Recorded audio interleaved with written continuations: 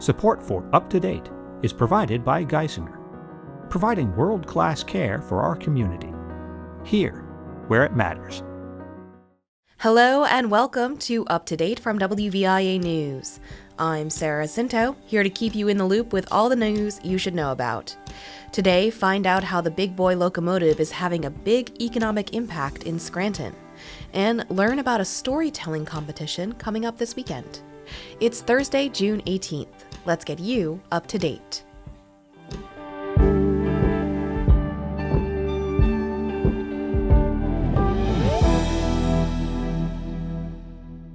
We'll start in Harrisburg today, actually, with a bit more on this week's state Supreme Court ruling on skill games. Pennsylvania Governor Josh Shapiro says he's not surprised that the state Supreme Court says so-called skill games are unregulated gambling devices. The court ruled on Monday that the slot-like machines, which have cropped up in bars and social clubs, are illegal. But the court gave officials 4 months to come up with a regulatory policy, and at a Tuesday press event, Shapiro said leaders must do so.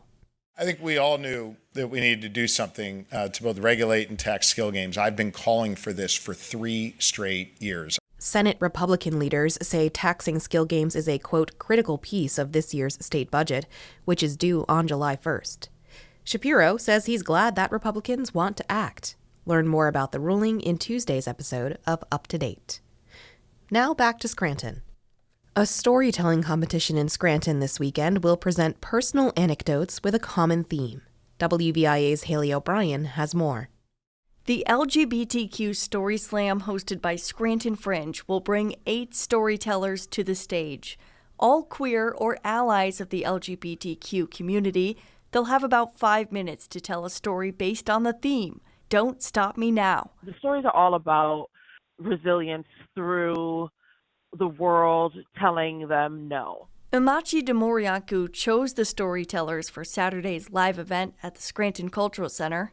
This area is a scene that invites everybody, and this program highlights the best of what we have, but it also shines a light on, like, hey, we're human too. Charlie Rude, a trans woman from Lackawanna County, attended the Story Slam last year. That was my first year completely out as a queer person, and I had a phenomenal experience there. I really loved it. This year, she has a story to tell. Having a place where people can gather together and share their identities, who they are, how they live, and show that we just have normal lives. It's so important, because when you have to live your life suppressing who you really are, it always ends in tragedy. I'm Haley O'Brien, WVIA News. Thanks, Haley. The LGBTQ Story Slam is Saturday at the Scranton Cultural Center. Find the full story at WVIA.org. And stay with us, there's more Up to Date after this break.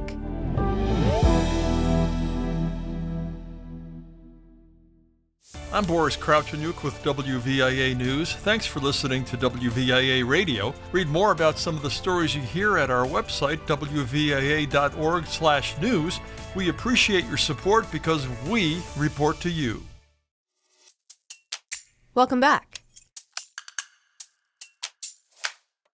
So it definitely feels like we've been all about trains this week, but there's a good reason for that. Union Pacific's Big Boy has already drawn thousands of hardcore and casual rail fans to Steamtown National Historic Site this week to see the massive locomotive side by side with one of its former workmates. With those throngs of spectators come a big windfall for the region's economy, as WVIA's Roger Dupuis explains. Greater Scranton Chamber of Commerce President Bob Durkin and his team were excited, just like many other visitors, to see Union Pacific's Big Boy 4014 up close this week. It's really cool, and I cannot say enough about the combination of the folks from Steamtown and Union Pacific being so helpful and so providing such really interesting information. So it was a cool experience. They even had the chance to tour the inside of the rail cars Big Boy hauled here to Scranton and to talk with celebrity engineer Ed Dickens. By the way, we did get a chance to meet Ed and get an autograph for my assistant's son is a train buff at the highest order. Okay. An 8-year-old boy who honestly knows more about trains than all of us combined. For Durkin, though, the bigger story may be what Big Boy's visit will mean for Scranton and Northeast Pennsylvania. Big exposure and big bucks. He cited National Park Service figures suggesting that day trippers to Steamtown have typically spent about $80 per person. Those numbers may be dated and not adjusted for inflation, Durkin said, rounding that up to $100 for day trippers and an estimated $500 for an overnight stay. He sees the economic ripple effect quickly mounting given the estimated 65,000 people who turned out to see Big Boy on Monday and Tuesday this week. So overall, and again, this is just these first 2 days. We're talking about, let's say 12 to 13 million, and then add the fact that it's going to be there for another 10 days overall, I believe. 15 million. I don't have any hesitation in saying an direct impact of 15 million, indirect of another 5. So we could be talking $20 million. While there are undoubtedly many local visitors coming to Steamtown to see Big Boy, Durkin and others note that large numbers of out-of-state spectators have been coming too.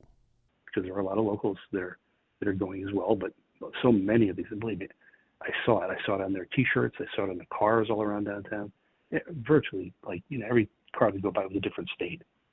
And so what does that mean? That these folks who have probably never seen Scranton are recognizing that downtown Scranton and the city of Scranton and northeastern Pennsylvania as a whole is really, really filled with all kinds of great amenities. Friendly Alien Books on Wyoming Avenue is a few blocks from Steamtown. The shop is usually closed on Mondays and Tuesdays. Owner Bridget Lawrence decided to open for the Big Boy reunion. The number of people coming into the store increased as lines to see the Big Boys grew longer.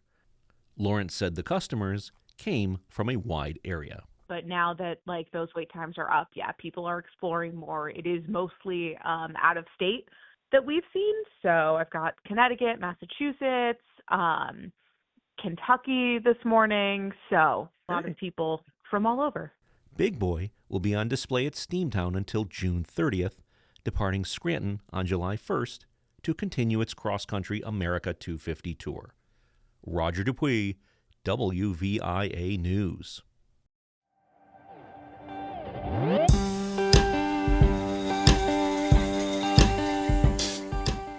All right, I hope you're feeling up to date. Find more stories at WVIA.org.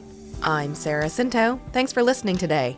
One more show this week, so make sure you subscribe and tune in so you don't miss anything. Have a great day, everyone.